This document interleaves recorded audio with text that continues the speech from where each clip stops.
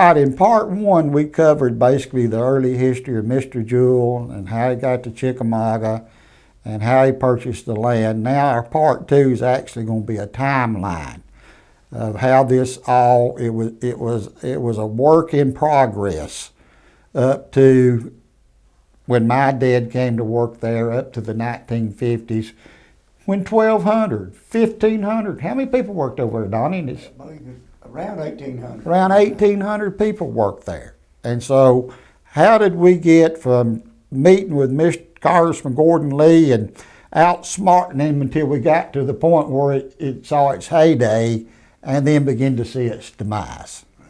Now we're going to go through a timeline to lead us to today. Okay, so 1907, Crystal Springs Print Works started operation in Chickamauga, Georgia as the Bowen Jewell Cotton Mill. 1914, part of the facility was converted into a bleacher and the name was changed to Crystal Springs Bleachery. 1948, roller print machines were purchased and put into operation. 1969, the Jewell family sold their company to Dan River, based in Danville, Virginia. 1977, Dan River closed the gray mill but continued to produce fabric in the printing and finishing plant. Now the gray mill was what was known as the cotton mill. 1978, a rotary screen printing department was put online at Crystal Springs. 1983, Dan River sold Crystal Springs Complex to the current owners, Frank P. Pierce, now deceased, and Stephen S. Thomas, or Steve Tarvin, now our state representative. The name was changed to Crystal Springs Print Works Incorporated. At the present time, the facility has a roller and screen print capabilities as well as a wide assortment of auxiliary equipment. It is a 750,000 square foot integrated print and finishing facility situated on 2 acres that produce over 1,500,000 yards of bleached, tinted, and printed fabric per week. Now we're going to go a little more depth into this timeline with some little more history. Go back to 1905. I kind of gave you a synopsis of what happened. In 1905, the Bowen Jewell Bag Company was moved to Chattanooga because many of the best customers were the big mills of East Tennessee area, grist mills, flour mills. The operation became an immediate success and they decided to build a permanent mill in the area. The town of Chickamauga was selected as the site of the mill because of the ample supply of water from the 2 local springs, Crystal and Crawfish Springs. So they must have called it Blue Hole Crystal Springs. Crystal Springs behind the plant. Several influential Chattanooga men became interested in the new enterprise and invested in it as stockholders. The purchase of the land was made in May 1907. In 1909, a bleacher was completed, and by 1914, a cotton mill had been added. These plants were incorporated as Crystal Springs Bleachery.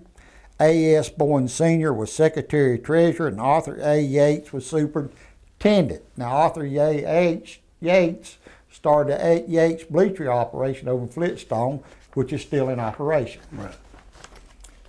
In the summer of 1912, Mr. Jewell moved with his wife, Irene Jewell, and his children, Lillian Ashley III, Robert Houston, and Mary to Chickamauga.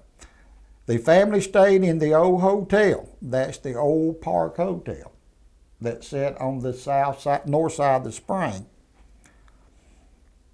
until their new home was built at the corner of Cove Road and Gordon Street. That's the mansion right across from the bank. A lot of you people come to town think that's the Gordon Lee Mansion. Right. They don't know it's on down the street. In 1913, the Bowen family moved to Chickamauga. They too lived in the old hotel. Completion of their home, selected on a hill 35 acres adjoining Chickamauga on the northeast. That's known as Bowen's Hill.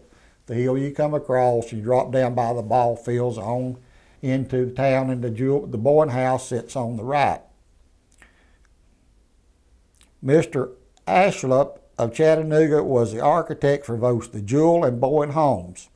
The family consisted of Mrs. and Miss Bowens, two daughters, Weezy and Jenny Lee, and a son, Albert, and Mrs. Bowen's father, Reverend West, a retired Methodist minister.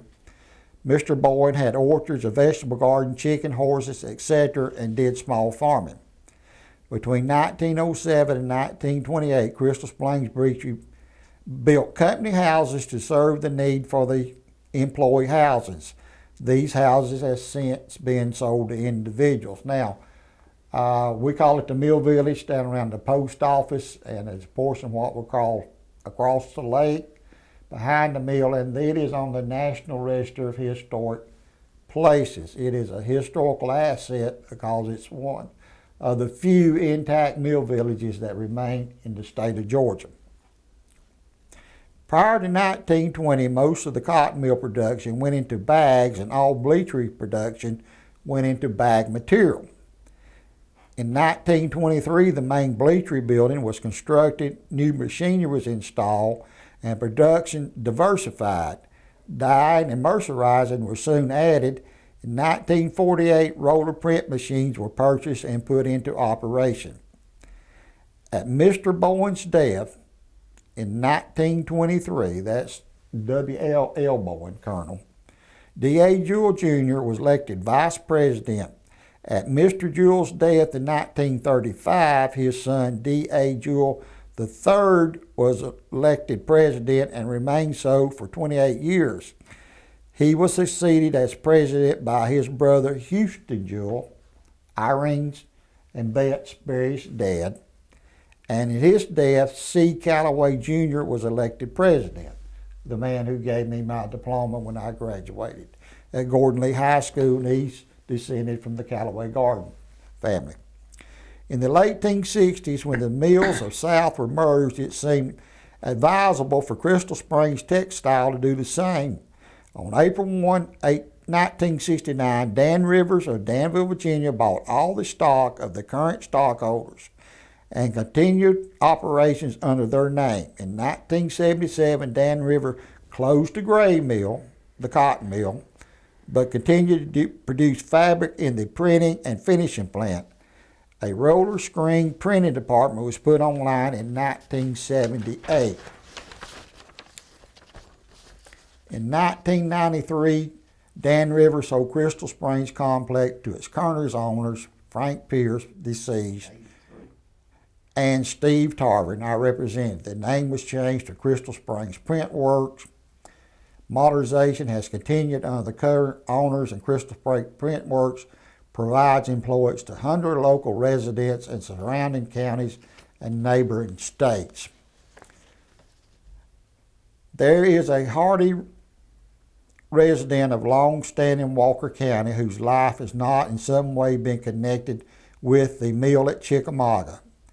Its appearance of time of industrialization brought much change to the rural community. Change was inevitable.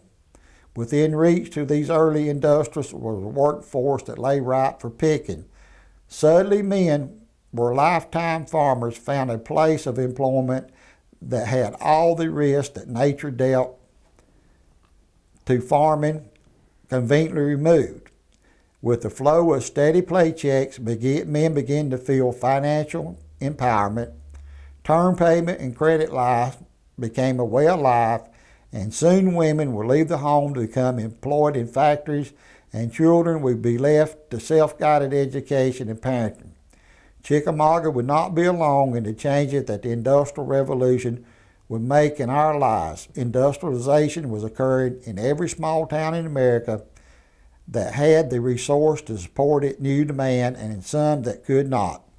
Fortunately for us, the promise of a good paycheck brought many residents to the community, and the county began to grow. The hard work and sound management decisions of those who would run the factory kept this new growth alive.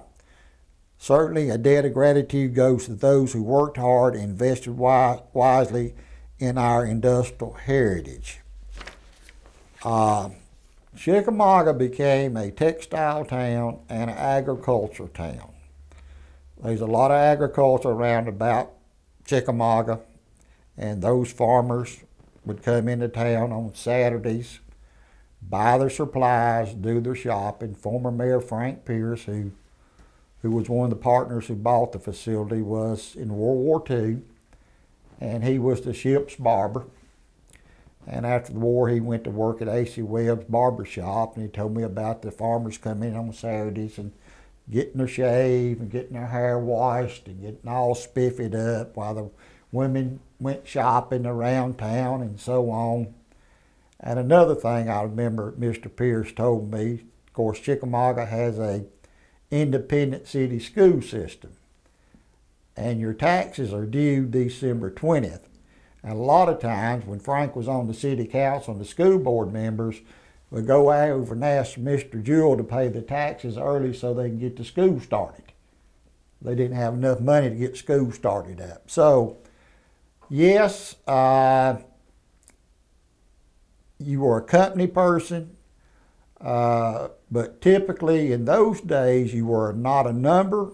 You were a real person to the owners of these mills, and as long as you gave them a good day's work, they were going to take care of you in the good times and in the bad times. Am I not correct, Donnie? That's right. We always had a roof over our head. We always had 3 meals a day, and I got a good education.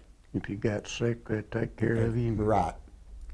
And so, sadly, we're losing that, but at least through this we can give opportunity to record it and have this information from 2 old lint heads, sons of lint heads, 2 cotton mill brats.